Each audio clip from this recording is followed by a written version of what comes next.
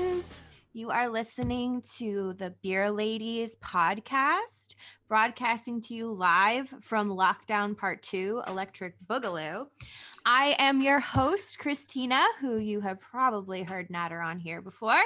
I am joined by my co-host, Thandi, and our two guests, Erica and Kelly, and I will turn you over to them to introduce themselves. So let's start with Thandi. Hello, everybody. Nice to chat to you again. I'm Thandi, the token South African, and I'm just excited to chat to Kelly and Erica tonight. I'm Erica, and I am also from the US, and I've been living in Dublin for about 6 years, and I'm really excited for this podcast. Hi, I'm Kelly. I'm from the UK. I've been living in Ireland since 2003. And I've done, there's lots in the beer world of late, so I'm excited to talk to everybody today.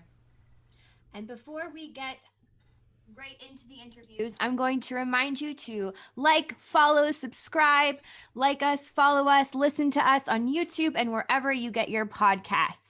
So before we get into the interviews, we have the all important, very critical question. What are you drinking?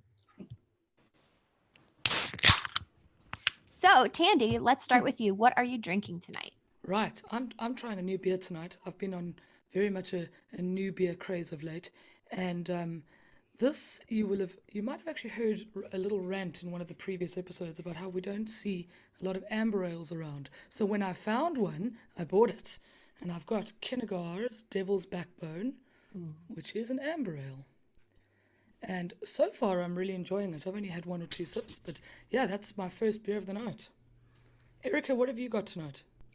Tonight, I'm drinking Coast Road, which is a mosaic dry hopped IPA by Western Herd Brewing, and they're based out of County Clare. My husband and I were meant to be spending October bank holiday in Limerick and Ennis, and we were planning to go to McHugh's in Ennis, which is actually their craft beer pub. So it's nice to get to see it in Dublin. We got it at Devaney's in Dundrum. That's awesome. I don't think I've seen them around really, so it's one to keep an eye out for. For sure. Kelly, what you got? Tonight I'm drinking a local brewery, the Dewdrop. It's the No Fury Helles Lager. It's one of my favourites, and good that it's local, so enjoying that. So that one, Christina, if I remember correctly, you were drinking that on episode 1. Yes, it's delicious. It is delicious. And after your recommendation, I went and bought a mixed case of Dewdrops of beers, and that Helles knocked it out of the park for me. It was amazing. It's really good. good. Vienna Lager is delicious as well. I got the mixed case as well. Very impressed with everything I got from Dewdrop, I have to say. Definitely. The Helles is a real kind of go-to beer, especially it's up on draft in the town in Kildare, and it would be my one I would session on all night. Happy out with it. Oh, it's a wonderful beer, that. So, I'm drinking Fighting Wildfire Imperial Hoppy Red Ale. By I know this one. So it supports it's Wicklow Wolf. I should probably say who it is. It's Wicklow Wolf. But they're raising funds in aid of WWF. So it's to help endangered animals. Wicklow Wolf are supporting WWF to fight wildfire by raising money for the Australian Wildfire and Nature Recovery Fund. So that's cool. It's a pretty cool beer. And I don't drink enough reds. I like reds. Much like you said, Thandi, with ambers, I don't see enough reds. So I'm delighted to have a red that I somehow acquired in one of my mixed cases somewhere in these last couple months. Very happy with it. And it's a good time of year to be drinking reds too. Right? Yeah. Red, that's one of my favourite beers, a red ale. Love it when it's as a style. Right. Yes. Yeah. Yep, that would be my go-to beer. Reds are great. I think of amber ales always as one of my go-tos, and it was the first beer that I ever tried to brew as well. Just because I just like the balance of it. It's just a great beer for me if it's done well. For sure. Getting more into reds and ambers and branching out from my usuals. So nice. But we will launch into the interviews before we start going down a complete rabbit path on all of our favorite beer, which we can talk about later. But I want to start with Kellie. I just want to ask you, what drew you to beer and brewing, and if you could describe to our listeners just a little bit about your background in beer and brewing and what it is that you do. What brought me to the beer world is my husband. 7 years ago, I would have been a vodka drinker. I wouldn't have thanked you for a beer. I would have thought there's no way I could possibly drink that pint because I'd be too full. And Brendan got back into brewing. He's brewed through the years, but he got really more back into it then. And I would have then started. He'd be brewing at home, and he'd be giving me samples of beer, and he'd be saying, what's that taste like? And I'd be like, beer. Stop giving me samples of beer. It's beer. And as the time went on, he'd keep giving me them. And I remember one day I actually sampled a beer, and I said, well, it tastes like bubble gum. And he kind of looked at me as if to say, have you read that somewhere? Have you? And I was, you've just asked me what's in the beer, and I get bubble gum. So he kind of looked at me and he said, you can taste. You can taste. And I'm like, what are you talking about? So as Brendan joined the National Homebrew Club, and he was going to different meetups, so I started going along to different meetups, and I kind of thought, I'm going to have to learn more about this, or else I'm going to be left behind. I'm going to have no idea what he's talking about, and he'd be going out, and I wouldn't be getting involved. So I then decided with him to do the BJCP course. So I would have done the study of that with the National Homebrew Club and sat my exams. I think it was one of the first exams in Ireland to be done when I sat with Brendan, and I'll never forget doing the course and learning. And it was a great thing to do, to learn all the beer styles and the flavours and the off flavours. And when the day that got the results, I was really nervous, thinking I'm never going to pass. This is not going to pass. And I actually passed with flying colours. I was like, yay! Proving that you can indeed taste a beer. Exactly. And I was only a couple of points behind Brendan, which was great, but we worked really hard at it, and that's kind of what brought me into it with them, which would have brought me into being part of the National Homebrew Club, going on to be secretary, doing a stint of president for the National Homebrew Club. And then I met, obviously, along the way, the beer ladies, and became one of the executive members there back in 2014, I think it was. So Kellie, are you the first female president of the Homebrew Club? Yes. That is incredible. Yeah, no, it was, and fair dues, they welcomed me into the fold, and because it is predominantly male in the National Homebrew Club. There is a few women joined, and more so, I would say, of recent. But the guys they're great. The little clubs that go on, so they would meet locally. There would be all little spider groups along the country, and they welcome women into the groups, the local groups. They really, really enjoy having a lady present, because it kind of brings in, and the lads would then say to the wives, come along, there's a lady there. And I always used to say, bring your wives along. Everybody gets involved. For me, it was like a family thing. This is about family. We've done many brew days here. We've done many brew days with the ladies, Craft Beer Society. We've even brewed a winning beer here, actually here in this brewery, in our little man cave. We've done hop picking days. And again, for me, it's all about family and community. It's about bringing everybody together. So yeah, I've lots of stuff I could go on about. That's really cool, though. Yeah. And Erica, basically same question, because we'll jump back to you, Kellie, because I have a lot more to ask you, but I want to get a little introduction from Erica before I start grilling you on the really serious questions. Oh, Keep the beer flowing. Yeah, no, I'm kidding. But yeah, Erica, basically same question. What drew you to beer and brewing, and can you describe a little bit about your journey and where you are now? Sure. So I grew up 45 minutes from New Ulm, Minnesota, and that's the home of Shell's Brewery, which is the second oldest family-owned brewery in the United States. And they've been brewing since 1860, and they survived Prohibition.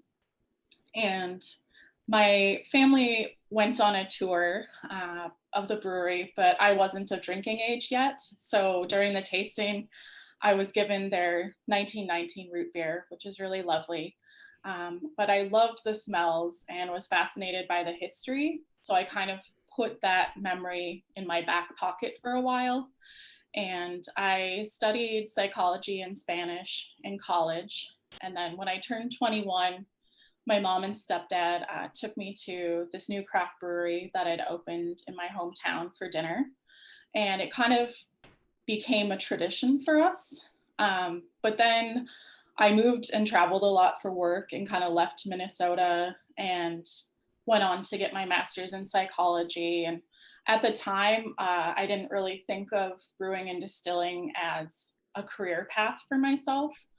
But I found when I moved to Ireland to study veterinary medicine, there's actually a food innovation degree at Technological University of Dublin. It's a bit of a tongue twister. And that's a Bachelor of Science honors degree. And I applied there and to IT Carlow last year and got in. And I actually started as a third year international transfer student at TU Dublin, which is formerly the DIT City Center campus. And I came into this class of about 20 other students, and I was new and I was definitely a mature student, but I did it with a lot of support from my family and friends because they knew that beer had become more than just a neat hobby for me. And I guess now when I go back to Minnesota, my mom has already taken photos and clipped out newspaper articles about beer. And to me, that's really amazing because she's always told me over the decades that she's not a drinker, but now she's interested in it because of me. So we try to patronize the local beer scene whenever I'm back in the US, which hasn't been for about a year. But we really like to be involved there and here as much as possible. So when we travel locally or internationally, that's the first thing we look up is there some kind of experience we can take in the beer scene. So is your primary interest within brewing and distilling, or is it more tasting and appreciating? Like, how did you jump from psychology to veterinary science to brewing? Yeah, so like I was very much a social scientist up until a few years ago, and in vet, I really fell in love with the food science side of it rather than the clinical side. And I do credit the Beer Ladies Society for that. Really gave me a lot of inspiration to follow a sort of pipe dream. Because a couple summers ago, my mom and I took a trip to the North Shore of Lake Superior, and I hate shopping and she's the designated driver. So we said, for every craft brewery I drag her to, I would go into an antique shop. And I think we were at our fifth craft brewery. We were in Castle Danger. And I remember it like it was yesterday. She was talking about retirement and I was talking about being a doctor. And we just said, like, wouldn't it be so cool if we could design beer together someday? And she's very artistic and imaginative, so she'd be involved with the packaging. And, we actually did that this year during lockdown. We made a hypothetical lemongrass IPA that was done virtually between here and there. And I did really well on the project. And she did all of the drawing and the font and the color scheme for it and gave me a lot of feedback. So I think she will definitely keep coming back into my career as a scientist. I want to be working in a lab and testing the microbiology, the quality, the sensory aspects of drink and food. That's awesome. Very cool. Erica, can you talk a little bit about your current project Sure. you're doing with spent grain? Yeah. So I'm working on my dissertation this semester, which includes a lot of research. And it's been tricky because of COVID, but I recently made a recipe for scones using spent grain as an additive. And I've been doing surveys and interviews and also getting sensory feedback on how it looks and smells and tastes. And over the next 3 or 4 months, I'm going to be citing a lot of studies and hoping to prove that it's a really great functional nutritional ingredient, because I love like the physical and the chemistry side of it. That's Very really cool. cool. I mean, sorry, Christina. I guess it's cool to find uses for spent grain, because I think a lot of people just try and give them to pig farms or Sure. to whatever, but there's so much more you can do with it. Exactly. Yeah, that's really cool. I make dog biscuits. I was gonna say dog biscuits. That's so cool. And that was born out of first lockdown, because Brandon was brewing like crazy and all this spent grain, and I was like, I'm going to do something with that. And it takes a bit of time, but the dogs adore the spent grain dog biscuits. Love them. I make granola out of mine, and it's great. It's wonderful. Yeah, it's a good project.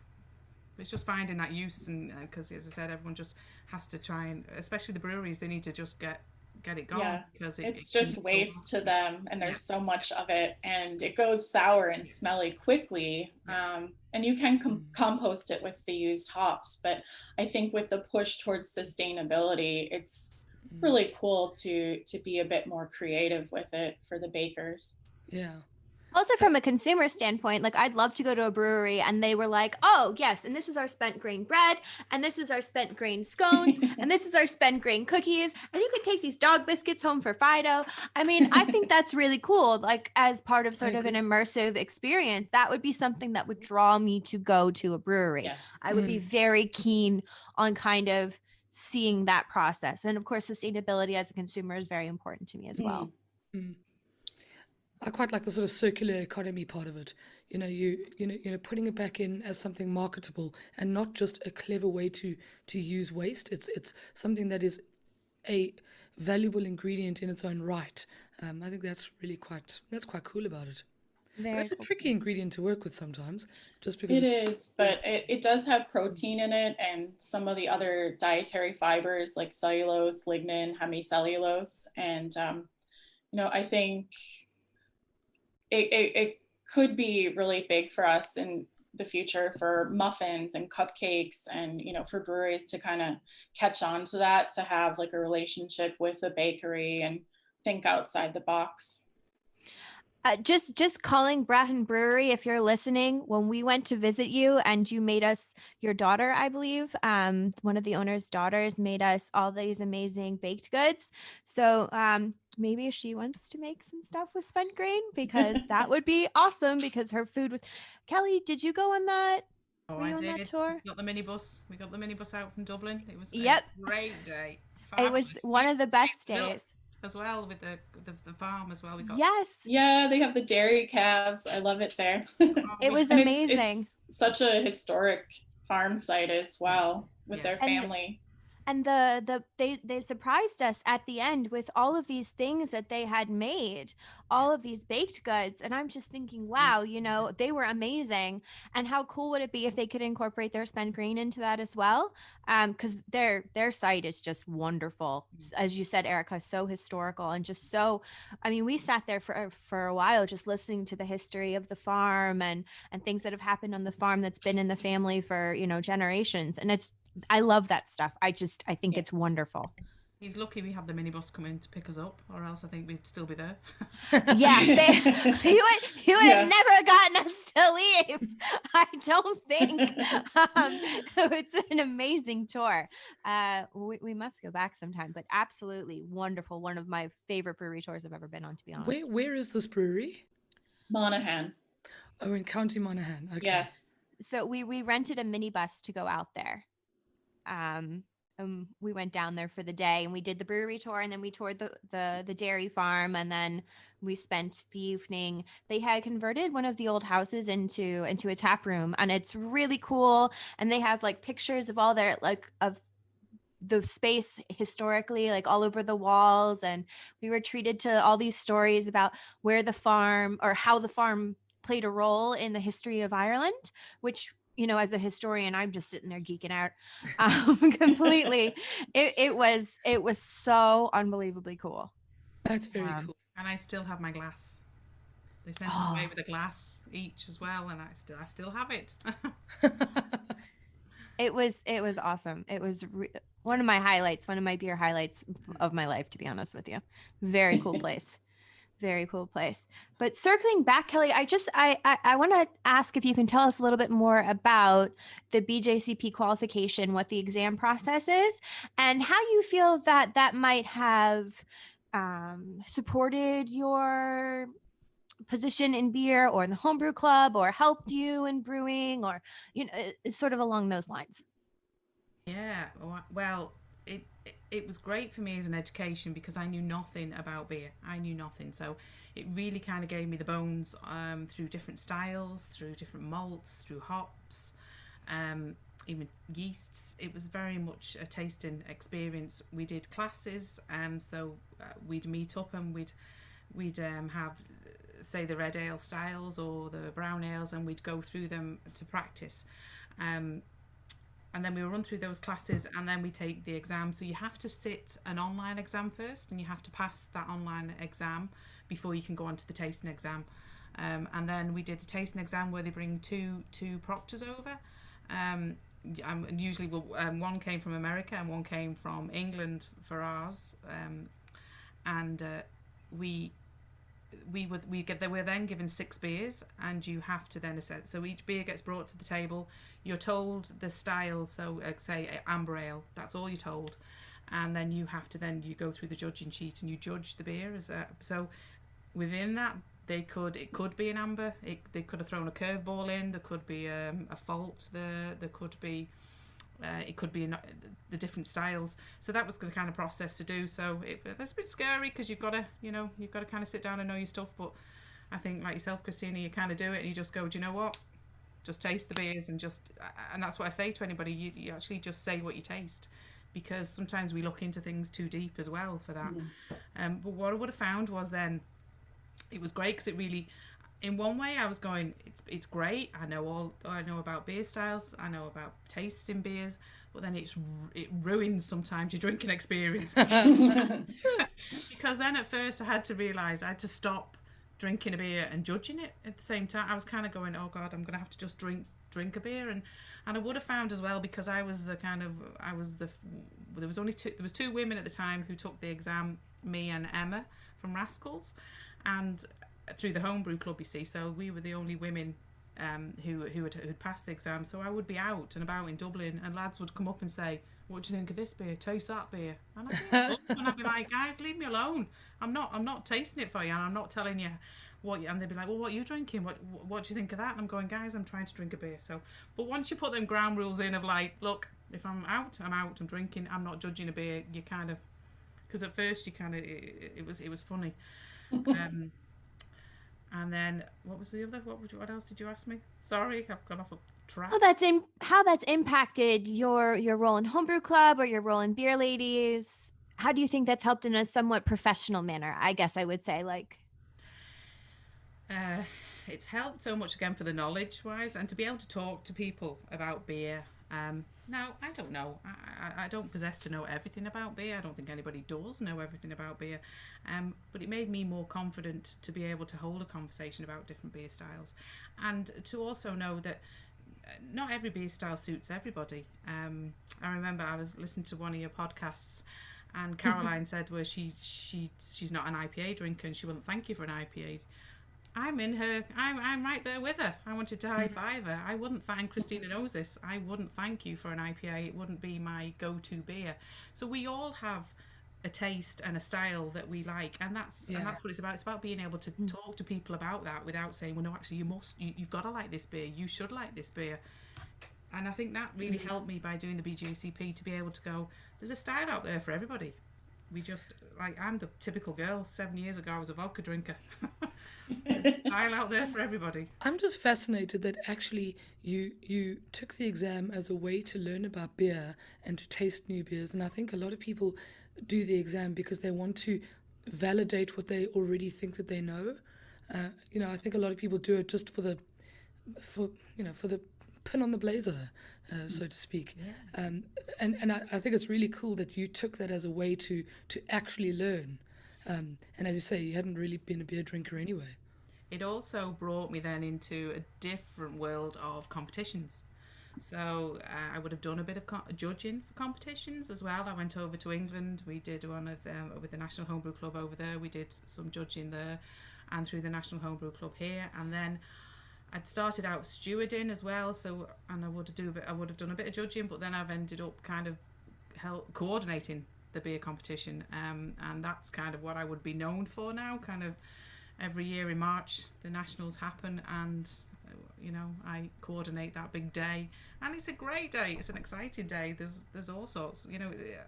I always encourage everybody to get involved in that day. It brought me down that path, and it also then brought me to the Killarney Beer Festival. I coordinated the beer competition down there that was in conjunction with beer and the INCE. They did, but that was with the breweries. They all sent in the beers, and so it wasn't a homebrew competition. It was a professional kind of competition. So that was 3 years on the run as well. So that there's lots of experiences that the BJCP course has actually opened up that I would never have seen myself doing in a million years 7 years ago. So it's good. And I would just say, Kellie, that you've had such a profound influence on beer ladies through the BJCP, because of course she dragged me kicking and screaming to take the BJCP exams. I'm kidding. And to do all that for the same reason, just to learn a little bit more about beer. And yes, and you have definitely inspired so many other beer ladies to learn more about tasting beer, to learn about off flavors. I remember going to your house when my class was doing the studying for BJCP, and you doing the off flavor class. And the thing that sticks in my mind is you like whipping out a beetroot and being like, "This is an earthy smell." And just... Earthy. This is what we're talking about. And the plant that had the cactus plant, the mold. Yeah. Yes. This is what we're talking, but it is, and it's about bringing out those, because we have the off flavour smells all around us all the time. It's just homing us into, thinking about them. Well, not too much, but. and you brought up something else, and I want to ask this to Thandi and Erica as well. Do you have a hard time separating sort of because I know that of course Erica's doing her course, and Thandi also judges homebrew competitions and stuff like myself. Do you guys have a hard time sort of separating your judging hat from your I'm just going to enjoy this hat? I think whenever I try a new beer, I feel I have to put it in Untapped right away. I have to take a photo. Like, it is kind of hard to like leave your work. I like comparing notes with my husband, because right now he's about the only person I can drink with. But yeah, like it helps you to know like why is this beer flat, or like why did this stout not have much head, or just kind of knowing like the science behind like what a good pour should look like, or just maybe paying more attention to the dates on the bottle, because you might have had like a one that's gone off for their shelf life. So yeah, it's made me a lot more aware of different issues of what can go wrong. But I haven't had the BJCP training yet. We did a class called International Beers and Draft Dispense Management. And our lecturer gave us an exam where we had to describe a full page of all of her questions on several beers, including an off flavor. So we learned all of those, but I would say don't smell it too much, because your brain will get used to it and you'll be accustomed, and then you'll second guess yourself. So that's why when I have someone try my spent grain scones, I say, like, can you please comment on the first bite or two? Because you need to kind of trust your instincts on that. Mm. You know, I've I think at one stage I didn't want to do BJCP because I didn't want to be that person that is continuously judging the beer by its style rather than by whether I like it or not. But I've since learned to compartmentalize it a little bit. I feel like I get into a zone if I'm going to try and judge a beer according to the style, and I'm nowhere near as experienced as Christina and Kellie. Because I still haven't even taken the exam. I've just done bloody everything else. So, but I think when I'm judging, I get into a bit of a zone, and I'm being more critical, and I'm looking at it very objectively and saying this is the color, and this is the clarity, and this is the head, and the retention, and the aroma. Whereas if I'm enjoying it, I'm really not that critical unless there's an obvious flaw. In which case, it's kind of nice to be able to know why the flaw is there, so that you can give constructive feedback, or try it again to see if it's a persistent problem before deciding what to do. But so I think I like it for that. But yeah, for me, it's I got to get into the zone to judge. For the most part, I'm just drinking to enjoy. And How I about would you, say if Christina? there Yeah. is something negative, just to kind of address it with the brewery directly rather than putting it on a public forum or, word of mouth, because you might have just gotten a bad batch. I mean, that's an interesting thing, but I mean, how much do we tolerate in terms of professional breweries putting out bad batches? What is the allowance that we give? And I think that there is a difference between not liking a beer and it being off. And I'm not saying we should slate breweries, but I feel like maybe breweries should also have quality assurance or something in place to prevent that sort of thing. Oh yeah, like if it's a safety issue, I'd say 100% like be very open and transparent about it in case there's a recall, God forbid. I think for me, it's also the size of the brewery. So if it's a really, really small brewery and there's a absolute, this is so infected, no one is going to like this. Okay, maybe someone, but because there's always that one person. But The brewer's best no friend. one's gonna like this, right? Then you can say it quietly, to them in a personal level, especially particularly with very, very small breweries. But the bigger the brewery, the more I think that they should be able to take public criticism. The big breweries, especially the big craft breweries that are like, really, are they craft? Are they not? Should be more open, I think, perhaps to constructive criticism. Yeah. Constructive criticism. Yeah. I'm not a fan of people that are just drain pour. I mean, that doesn't really tell the brewery why it wasn't good. That and that doesn't. It's not really helpful. I want breweries to put out beer that I want to drink. I want breweries that I like to produce things that I want to drink. So if there's something that I don't like, I want to tell them so they can make it better so I can buy that beer and like it. I don't want to, take a picture dumping a beer down the drain and be like, I mean, it's just, I don't, it's not for No. me. Yeah, I kind of, exactly. I don't understand it, but I'm sure someone will explain to me why they feel suppose that that's.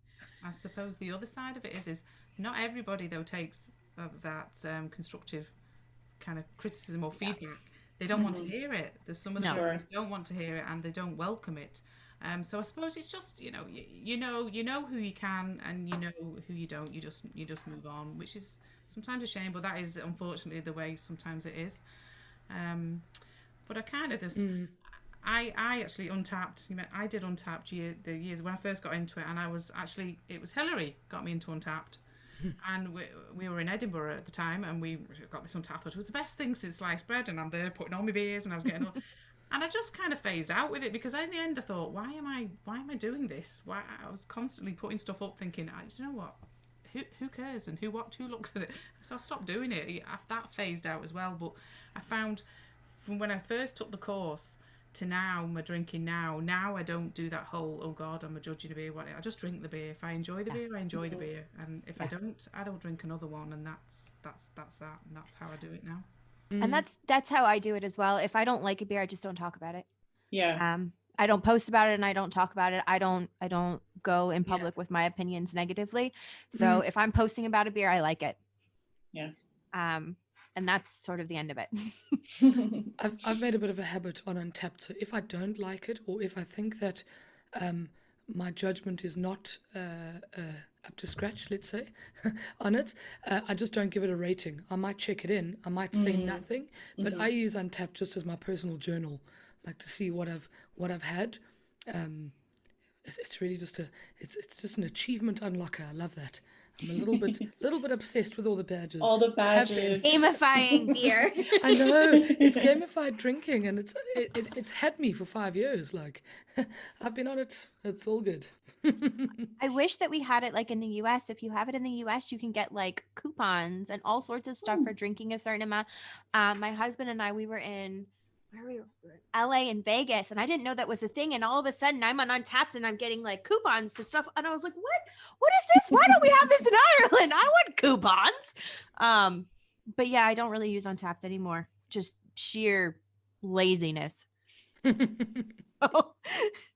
think there's just so much more. There's so much to do as well. It's the time. It's trying to do that. It's your Facebook, your Instagram, Sure. There's just so much. And you just something for me, it was like something's got to give. So I just phased out with it, and that was that. So, and no coupons. I'd do it if there was coupons. Right? Give me coupons. Oh my goodness. Right, new pledge to Untapped. So I guess my question to sort of wrap up this idea, this sort of professional career in brewing and how you kind of got into there is, what piece of advice would you give to someone who is interested in taking their love of beer more professionally, more professionally? I would say start building a home library of craft beer books. There are a lot of good ones that are affordable at Eason's. Get into home brewing. Subscribe to different brewery email newsletters. Listen to podcasts like this one. And if you are leaning towards the formal education route, here in Ireland, I would look at IT Carlow and TU Dublin. IT Carlow, I believe, is 4 full years in brewing and distilling.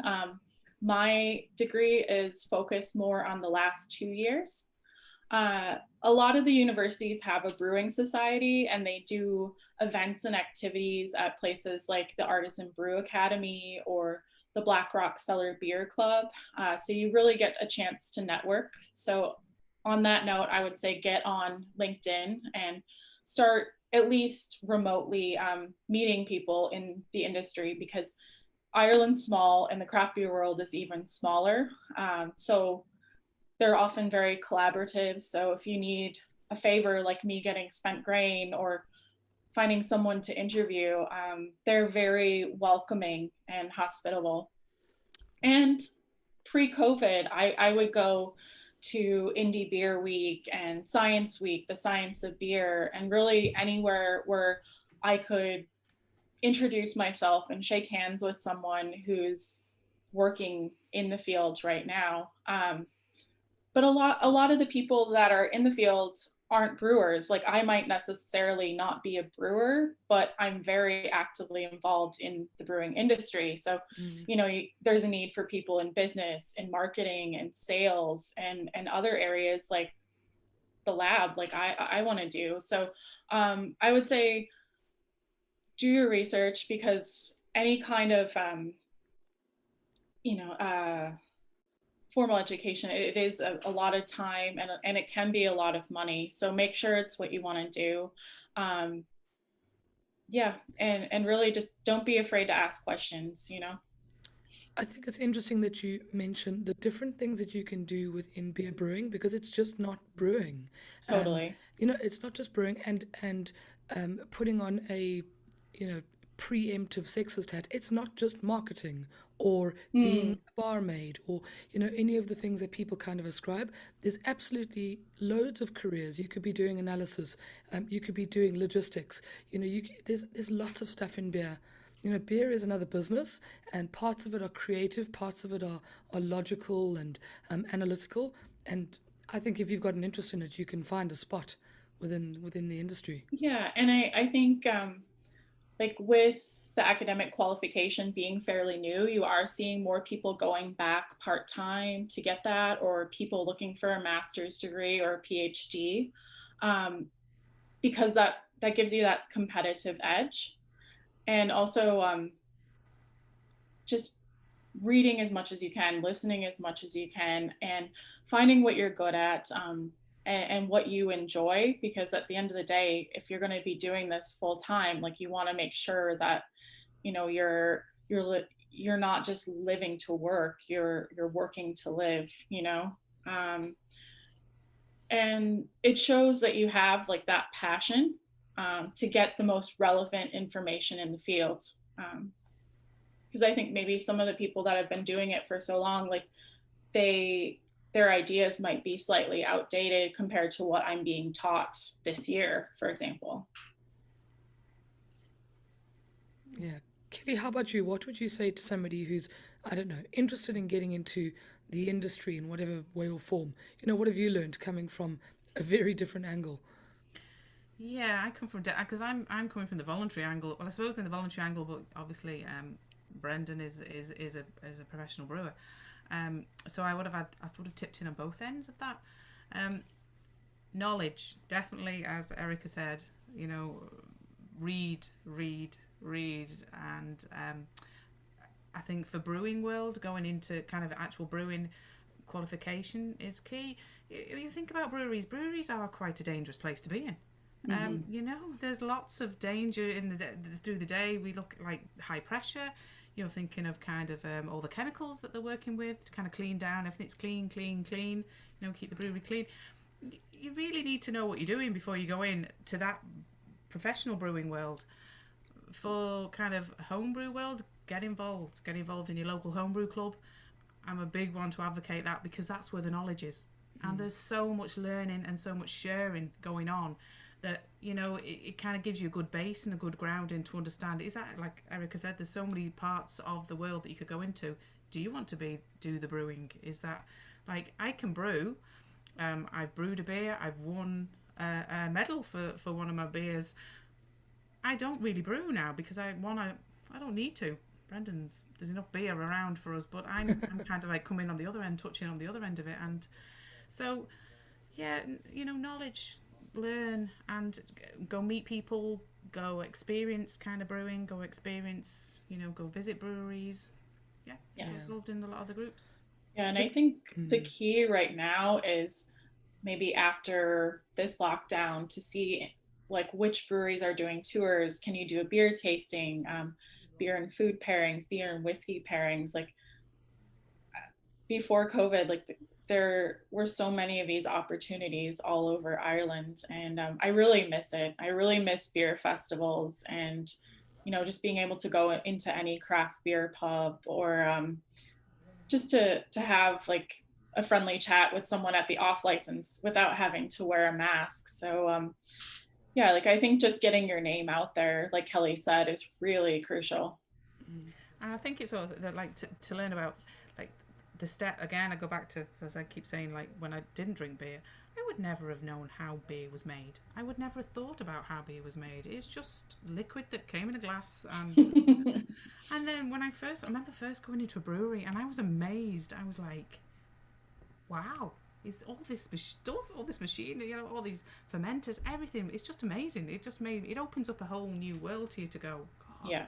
Like I said, the passion that goes into brewing the beer. Yeah. The blood, sweat, and tears at times. Is it's interesting, and it's something that you just need to get in there and learn and just and explore. Absolutely. And ladies, we're going to take a bit of a beer break, and we will be back to talk about sexism in the industry. Hi, this is Hillary, and you're listening to the Beer Ladies Podcast.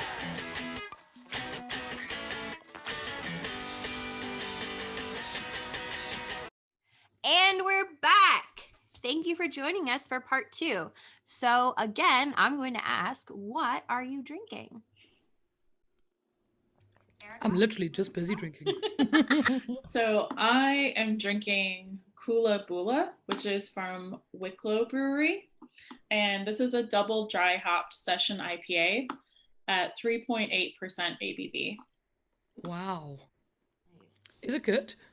What are It's quite tropical, actually. Yeah. I would recommend it for like a school night. Very drinkable. Good one. Kellie, what have you got? I've gone with local brewery again, Dewdrop, the Sleepyhead Oatmeal Stout. Lovely. It's very nice. I do like a dark beer. What have you got, Christina? Well, 'tis the season. So I'm drinking White Hag's pumpkin ale. And it's for me everything I like in a pumpkin beer. It tastes like a pumpkin pie in a can, and that is really what I'm looking for. This is their Samhain pumpkin ale, and yes, that for the American listeners, that is pronounced Samhain, not Samhain. It's Samhain. Yeah, but for the people listening, spell it out so that we know. Oh yes, sorry. SAMHAIN. Okay, and that is Samhain. Irish is a weird language, man. It is not Samhain, contrary to what American horror movies like to tell you. This is Samhain. Okay, but this is delicious. I've been drinking the White Hag version and the Trouble Pumpkin Brew, also excellent. Very happy with that. Back and forth, and then of course saving a bunch of them for Halloween and then Thanksgiving. Nice. I've got a new one again. It is called Shouting at Strangers by Wylam Brewing in Newcastle upon Tyne in the UK, and it is an amber Kvike. I don't know how to pronounce it, so just forgive me. And I also can't get this into focus, so real noob problems. It's a very pretty can though. If you look at it, it's got all these mouths on it, so that's kind of cool. Well, look, it's my first one of the style. Well, I don't actually know if it is even a style or if it's just a bunch of beers brewed with that yeast, fermented with that yeast. It's a Norwegian sort of farmhouse yeast. So it's got a little bit of a almost sort of funkiness to it, but otherwise it's pretty clean and it's lovely. So far so good. It sounds really good. It sounds like I need to do some more beer shopping. Okay, so I'm going to start off by asking you, are you tired of being asked what it's like to be a woman in the beer community? Are you frustrated with that being a question that you inevitably get asked on interviews, which I will soon ask you? Yes and no. I'm very happy and here for it to talk about that. So fire away.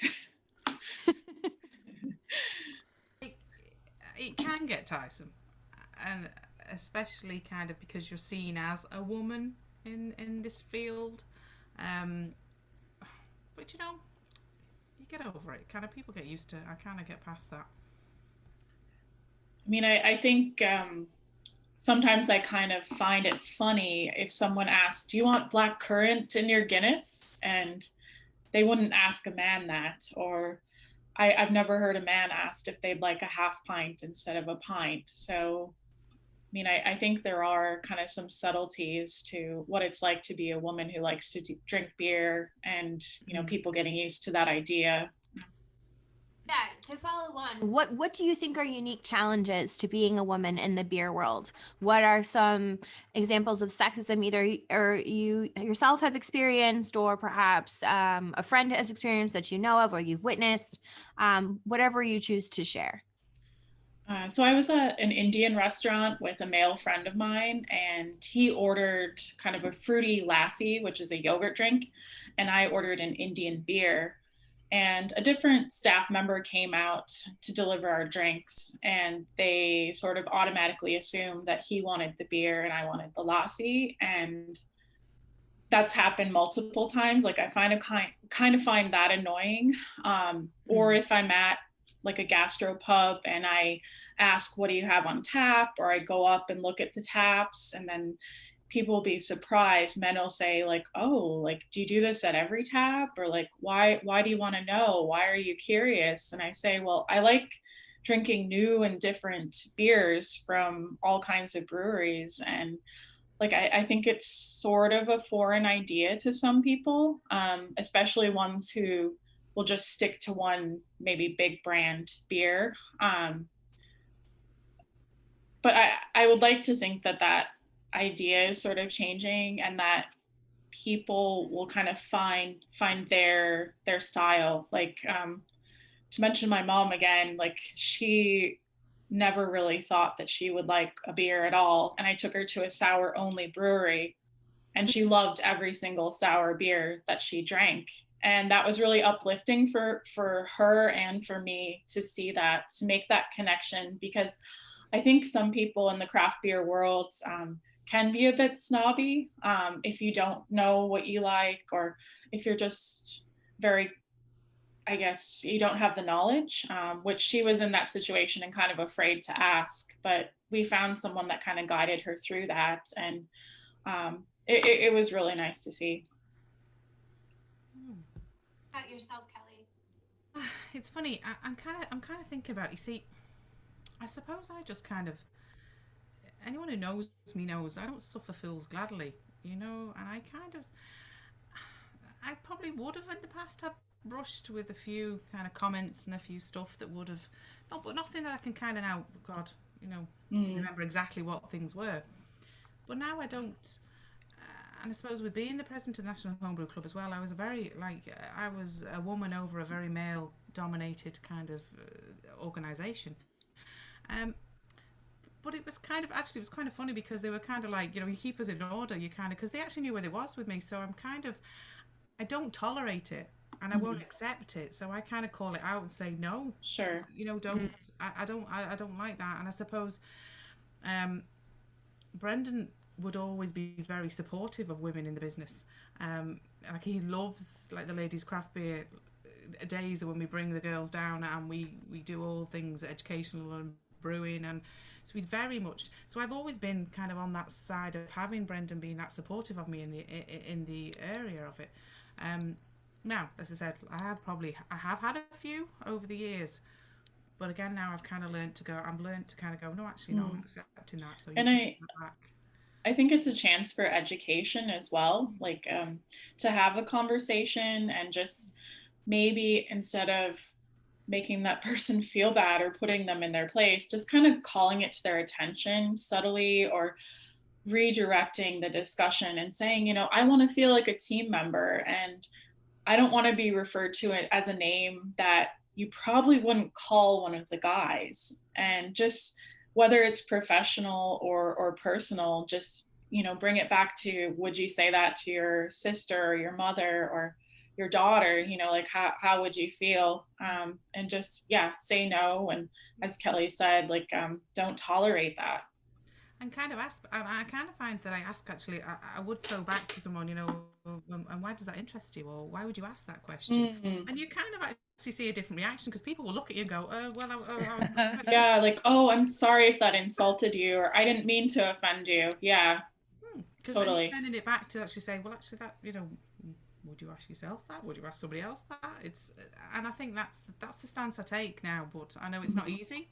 It's not easy because I think it does definitely, it is definitely around, but I think that's in a lot of areas as well, in a lot of different disciplines. We find this. Absolutely, because you're a more prominent member of the beer community. The people know you, so you might not experience and to the same degree perhaps that other people do, because they know they know your shit. Well, it's only over the years. Like I said, if I go back years, I would have been, you know. And again, I think some of the times we would have gone to different meets or different places, and people would have been like, "Oh, here she is again." And you know, even of some of the brewers' wives, it would be like, "Oh, you're Kellie," like You know, and I'd say that sometimes they're trying to say, well, Kelly comes along with, you know, and they're kind of going, oh yeah, well, not everybody is interested in Sure. coming to stuff like that, but I would have found that as well, so I would have had a mixed kind of thing as well. Yeah. But again, yeah, because of the few years and I'm being around and doing different competitions and doing different things, I've actually, you know, I probably set the bar of I'm not tolerating it, so this I'm going to say it if I don't like it, and Yeah. you know, I'll address it. What about yourself, Thandi? Oh, you know what? I've had a bit of a mixed bag because sometimes it's like, Erica, I loved your example of the sort of lassie and the pint because sometimes if somebody orders a half pint or if my husband orders a G&T and I order a pint, like often people will just assume that I want the G&T. And I mean, I'm happy with the G&T, don't get me wrong, but it's generally me ordering the beer. So I think that happens often. And I don't love that. And I've called people out before when at beer festivals that I said, "Oh no, we've got something for you. Don't worry, it's over here. It's a berry cider." I want to punch people in the face. Um, but but I do feel like it's a double-edged sword because actually it can be a really big advantage to be a woman in the beer industry Yeah. because it's not as common. People sometimes maybe treat you as a little bit of an anomaly or a little bit of something to be fascinated by. And again, that's got pros and cons. This is not all pros, but I've found for the most part, people who know me or people that I spend any amount of time with respect me entirely. It's the strangers who make assumptions that are the problem, and that's a much bigger systemic issue. That's not just women in beer. That's life, man. Yeah. That's racism, sexism, misogyny. That's Sure. everything. You Yeah, know. that's just the patriarchy, and that's and like Erica said, it is a matter of people being ingrained in sort of social norms and trying to challenge those things and sort of deciding for yourself, okay, you know, what is the best way to get someone to maybe rethink this? Because was this meant maliciously, or is this just a conditioned response in their brain? So what is the best, you know, what's the best way to get someone to change this? Because, you know, again, I've had the same experience. You know, my husband and I go to places, I ask about what the beer is, and, you know, and the person answers to my husband. Thanks. But, you know, and he's very good at just sort of passing the oh, I don't really know too much about beer, so, you know, you're better off, you know, answering the Sure. person who asked you, you know. Yeah. And he and it's just kind of subtle, just Yeah. nudges, I think, that help. I'd say But maybe that person will interact with a woman differently the next time because Yeah. you commanded respect, and you know you have this chance to teach someone, and just you don't really know like where they grew up, or you know what their background is, or maybe they're from a different generation, and those aren't excuses. But I think maybe people are kind of forgetting, like, oh, that's not appropriate, or that's not professional, or you know. sort of depends on what the microaggression or what the behavior is, will determine, I think, maybe how I would respond. Things that are more overt will get a more overt response from me. Sure. Which sort of Definitely. which sort of brings us to the idea of sort of sexist branding and sexist marketing, and what do you all think of that, and its impact, and those sorts of things? I think I've seen a fair few names and designs on beer labels that are sexist and or racist, and I think they probably just weren't thought through very well. If they had more market research, or had someone female probably, or non-white probably, giving them an opinion, then they could maybe be more sensitive and inclusive and politically correct. Yeah, I kind of feel if you need to actually put like a woman on your can, or some sexist name on the beer, then is your beer actually that good that you need to use Exactly. a woman to sell your beer?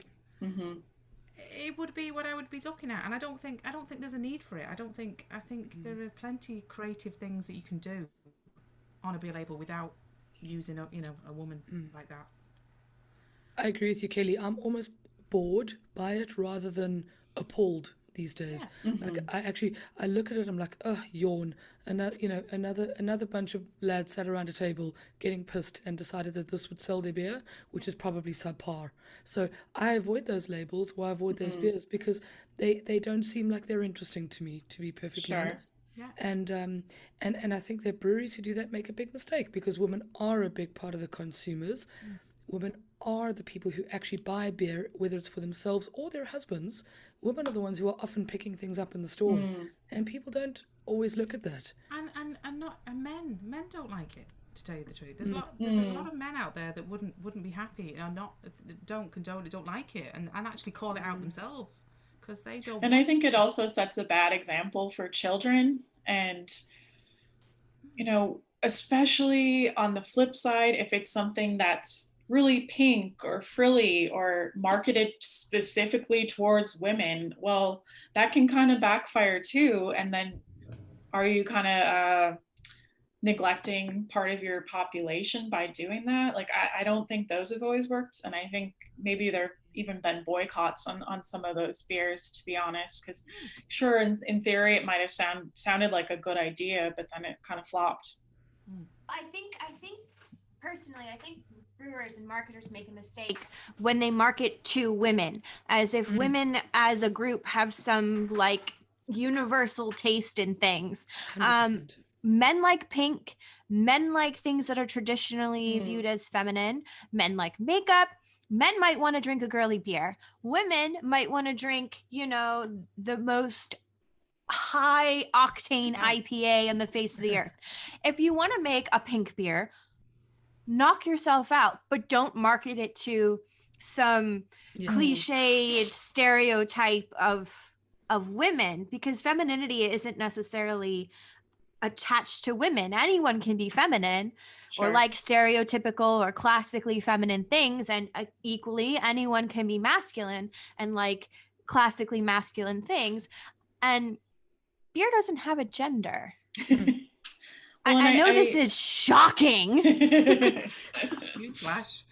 I've seen that in a lot of gift shops as well. I have a collection of Irish brewery t-shirts, and often I have to buy like the men's t-shirt or the unisex t-shirts. And there wouldn't be like here, like there would be in the US, for example, jewelry made out of beer cans and beer bottles. And I would say there would be a huge market for that, earrings and necklaces. And I mean, men can buy them for themselves or for other people. And as you say, like, it doesn't have to be gender specific, but I think the sales side of it after the experience has a lot of catching up to do. And I think a lot of what I've seen in the US, yoga classes at breweries and painting classes at breweries and 5Ks, like there are men and women at both, at all of those. And I would love to see more of that here. And one of the things that is so common over there is to use beer as an ingredient in beauty products like shampoo, conditioner, lotion, soap, lip balm, candles. Like those are great gifts, but I think that's something that's really missing in Ireland, that maybe one of us can fill that niche and offer more options for women, or just like that unique insight to the industry. We have Thandi now, so we can nudge her. With ideas. I'm really hoping for a beer/makeup hybrid T-shirt that I can. Keep your eyes peeled, friend. I can wear, because I'm so excited for that. There's a whole range of crossover hobbies coming soon. I'm so excited. But Thandi is one of the first that I've really seen that makes beer merch that looks like stuff I'd actually wear. Yeah, and I'm actually wearing one of her shirts right now. It says "Here for the hops." Yay!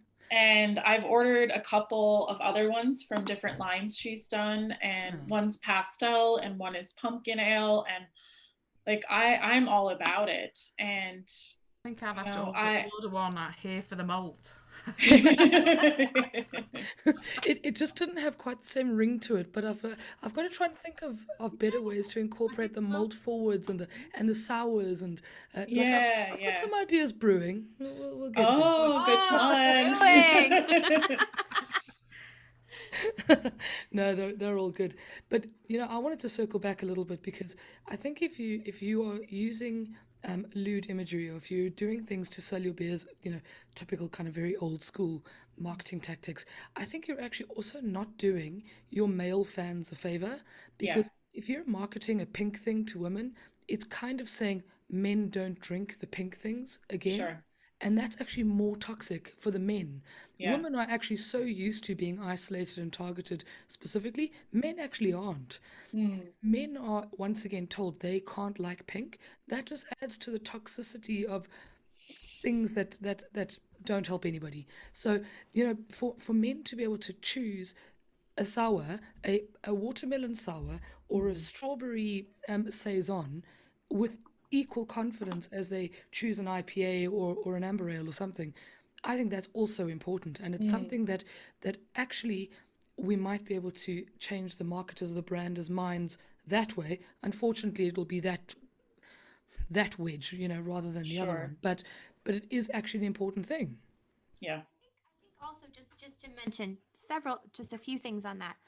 To agree with you, Tandy, and also that when you are trying to market to men and you think putting a naked or half naked woman on the thing is going to attract men, it's really assuming some horrible things about your audience, Mm, your consumer base. It's not nice. I wouldn't want to be marketed towards that way. It's assuming a level of intelligence, and I not giving them enough credit. Mm. And equally, we know the studies have shown that pairing pictures, that men view women who drink beer as more sexually available than women who don't drink or don't drink beer, particularly beer. So when you have those sort of naked images and this imagery, you're reinforcing this idea. And even if the studies didn't really show this, even if the risk was so tiny, why would you risk it? And it's 2020. This information is out there. There's just really not an excuse anymore. I could understand years ago, but at this point, you know better. Mm. There is an inherent tie between this and rape culture, and there's just not an excuse for it. It's the same thing with transphobic imagery, ableist imagery, racist imagery, any offensive imagery. Why are you doing this? Or branding, or posts, or the way you word things. We are in 2020. We are intersectional feminists, folks. We are here for diversity and inclusion. And I just don't have a lot of patience for people who are just lazy at this point. It's mm, laziness. mm. It's Mm. I think Or it's just some of laziness. the puns as well that are meant to be jokes. Like, no one's laughing. They don't get it. And recently we were at a shop, and I had noticed like cards for him and cards for her in the greeting card Ew. section. And whether it's Father's Day or a birthday card for a dad, oh, there'll be beer on it, or golfing or barbecuing. But the Mother's Day cards never have beer on it. And I do have to kind of wonder why, people are so surprised that we know so much about beer. And, there are so many strong, independent women in the industry now that I think the perception is changing. It's just maybe changing at a bit of a slow rate. Just to see that we have the knowledge and the skills that our male counterparts have. We can do heavy lifting like they do. I mean, it is a bit irritating. Do you think that perhaps we're very lucky because Ireland is so small that they are used to having strong vocal women within the community, and that it's maybe changing here a little bit faster than perhaps some other areas? Not necessarily in all the craft bars where the staff don't know you, but I would say my personal experience in the community within breweries in Ireland is very welcoming and always lovely. Yeah. It's not the same when I go to the US Sure. or other places. I've had much more experiences with sexism in beer in the US than I've ever had And in Ireland. I would agree with you, Christina. I think we do kind of fit in more here. And I think we can have deeper, more meaningful conversations with males and females in the industry. And it's just about kind of finding like that commonality. And you know, it's like talking about anything really. Like it shouldn't be so divisive, or you know, we shouldn't feel separated. We should feel balanced and equal and empowered. And to kind of jump off that, I'm going to ask you this, Kellie, and also to Erica. Do you think there are issues surrounding diversity and inclusion in Ireland, and not just about women, but perhaps with people of color, or, you know, our trans brothers, sisters, siblings, are, you know, all of the different groups of people that we really need to be drawing into the beer community here? And how do you think that this may be resolved? I think if we had some kind of workshops or conferences, whether virtual or in real life, just to give people a voice and to listen to them and be more proactive, because I think right now a lot of it is reactive and oops, you know, we made a mistake. We shouldn't have said this or done that. And yeah, that label was in really poor taste. And really, I think just having more people involved with that conversation. And you know, I've worn my Beer Ladies t-shirt to plenty of festivals, and that attracts really positive attention, and people are impressed that such a society even exists. And I say, you know, it's so important to have a safe space and to feel comfortable talking about beer and other topics. And I think if other groups had that, you know, other minority groups, that would be a step in the right direction. Yeah, definitely. I mean, look, I agree with Erica. Um, you know, it's diversity, and it's kind of it's a loaded question. There's a lot comes into it with across all, you know, walks of life. But definitely, I suppose within the beer world, it is about, you know, like Erica said, the Ladies Craft Beer Society, our meetups are something kind of unique, which does solely wrap around kind of the safe space for people to come together to be able to talk about whatever, in the sense of and to enjoy beer and to do that. So it is about education. It's about kind of getting people together. You know, as Erica said, conferences, whatever we can do. But I don't know, you know, how we're going to solve that in one night. We're not going to solve it tonight. No, absolutely. I think it's important that, you know, as beer ladies, that we're in a group of immigrants, that most of us are immigrants, most of our members are immigrants, whether from other countries or other parts of Ireland. And we're a very diverse group as far as Ireland goes, you know, with members from 6 different continents and the like. So, you know, maybe we should be doing more, and we'll kind of think about how we can sort of reach out to other communities. Exactly. You know, And I think also just making sure that you realize like everyone has their individual personality and not just clumping them into a group. Absolutely. As we sort of, as I sort of wanted to talk about, do you ever feel like as a woman that you're sort of pressured to represent all women instead of yourself as an individual? As is often the case with minority groups, you're not just Erica or Kellie or Thandi, you are a woman in beer. Yes. And how that Yes. sort of, and so, you know, we want to make sure that we're not doing that with other groups, other marginalized groups, that they're not the blank, you know, Sure. the woman. They are themselves. Yeah.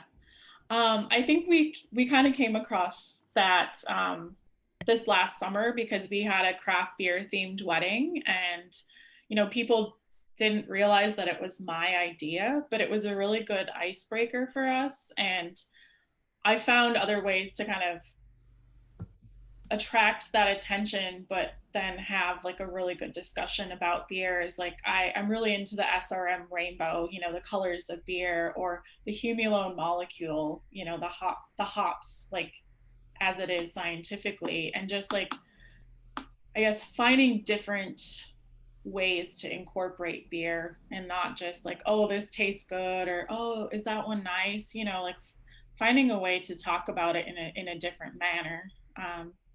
Yeah.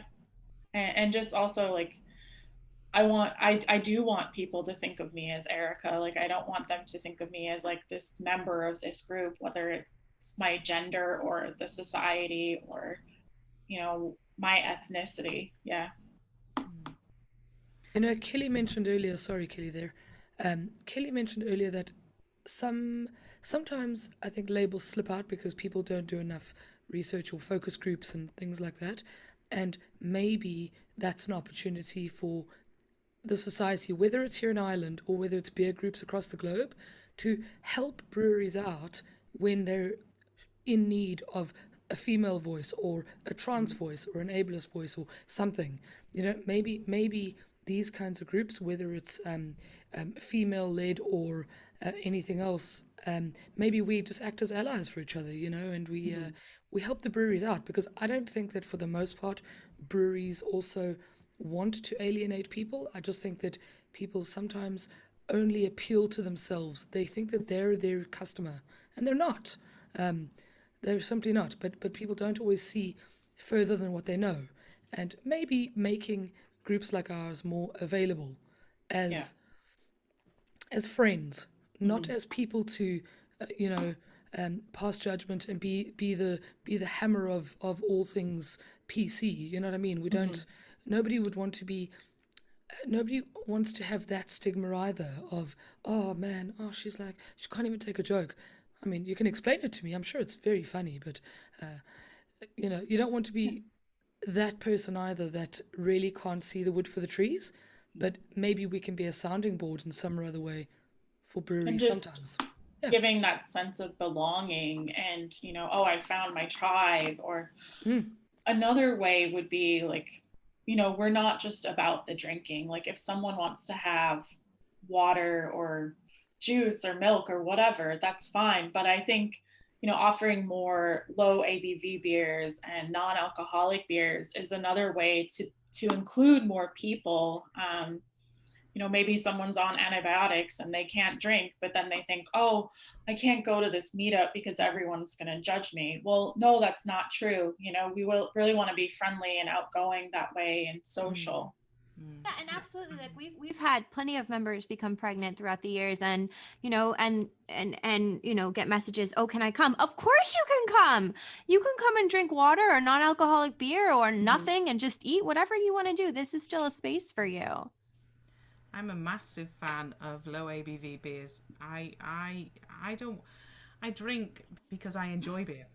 I don't drink to get absolutely blottoed. And I particularly I don't do hangovers well at all anymore. So if I could get lots of low ABV beers, I'd be happy out all day long, because we meet. I mean, when we meet, you know, ladies, we meet usually around kind of 3. I've been known to get the last bus home. You know, so it can be a long day, and you've got to sort out them. So there's lots of ideas. I think that's a great idea, Thandi. I do think being able to be, because we are a great group together. We come together with all different ideas, with the knowledge and passion, and it can only help. You know, it can only help a situation. Exactly. And I mean, just to be clear, I don't just mean us in Ireland. I mean just globally.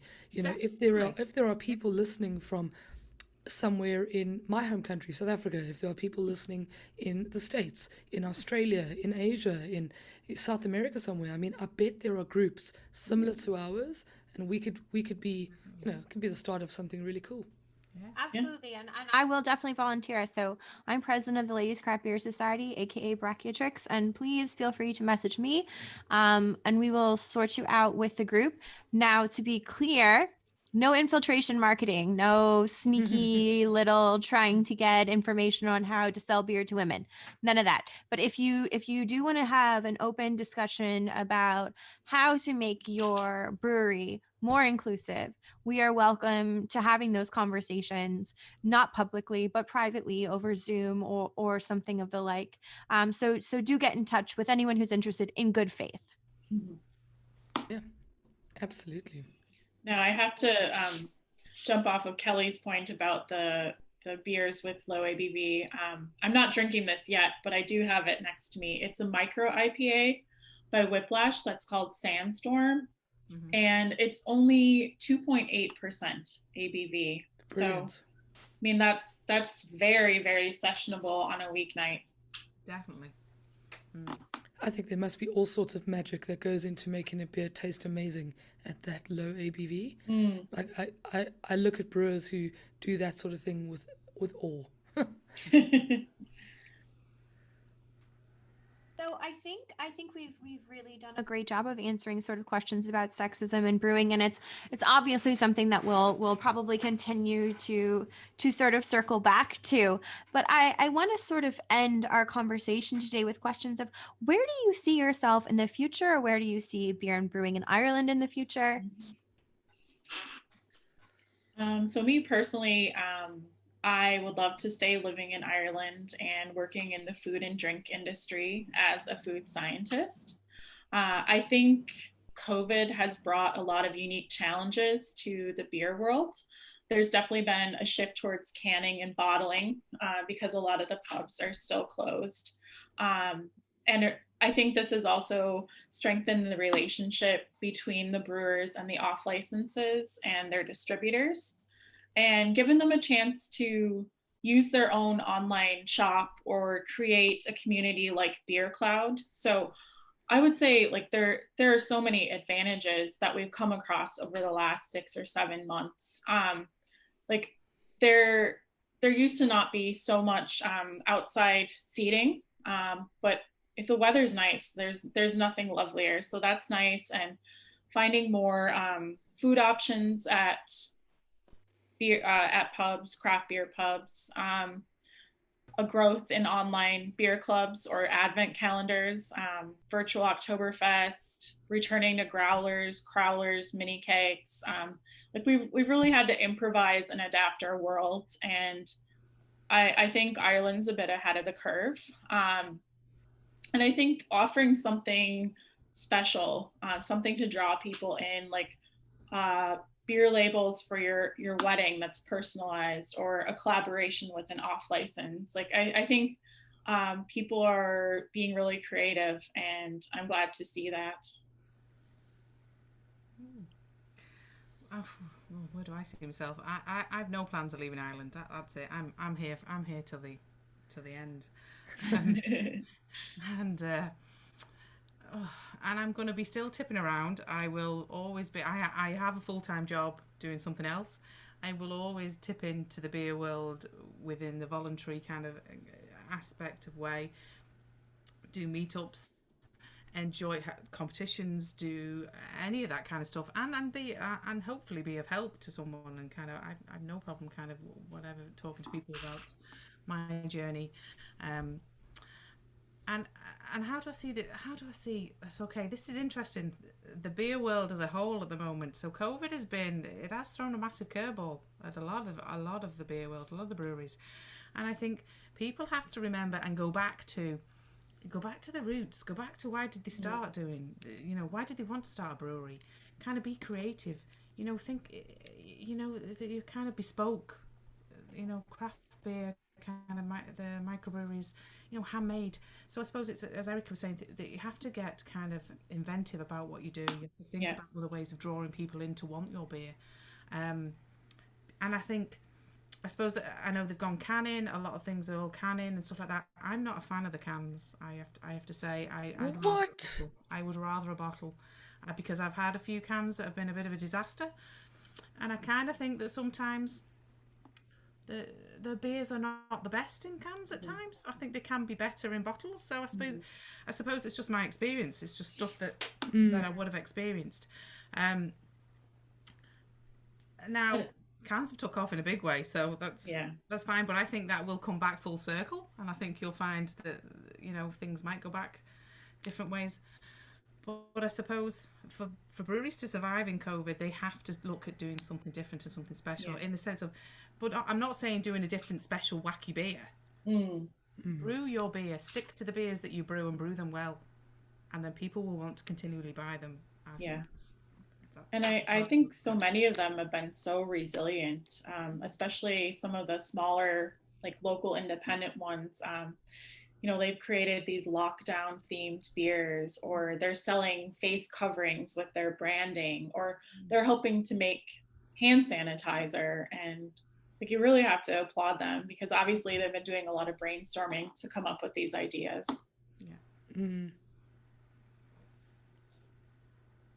Thandi, do you have anything you want to add? Well, I don't think I'm leaving anytime soon either, especially not during lockdown. Maybe in 5 years' time I'll finally have done the BJCP officially. And actually, I don't know. I hope that we'll have more women in the Homebrew Club, and if I can be part of that in any way, I'm always keen to help. As a, I had really, really strong links and roots and friends in my Homebrew Club in South Africa, so I'd love to sort of be more part of that here in Ireland. And otherwise, no, just carrying on. Hopefully still designing some T-shirts that women especially love, but that are open to everyone. Yes, please do. I can't wait to know more of your stuff. Well, I think of this also as like a gift of time. Like, people in our industry can really improve their health and safety for when they reopen, and kind of think of innovative ways to change for the better, I just want to thank Erica and Kellie for coming on and answering all of our intense questions about this, that, and the other thing. So I really appreciate you, and we really appreciate you coming on and talking. And of course, Thandi and I really appreciate you answering our questions and putting up with us today. And we'd love to have you back. Yes, please do. It's a pleasure to be able to sit here and drink on a Tuesday evening and have the chats. And I miss seeing you in person. So I know. Stick with us, kid. We'll keep it going. Yeah, we're going to be doing lots of online meetups, so do come along. But thank you all so much again, and thank you everyone for listening again. This is the Beer Ladies podcast, and hope to see you on the next episode. And as I said before, like us, follow us, subscribe. You can find us on YouTube and wherever you get your podcasts. Thank you so much. Bye, everyone. Bye.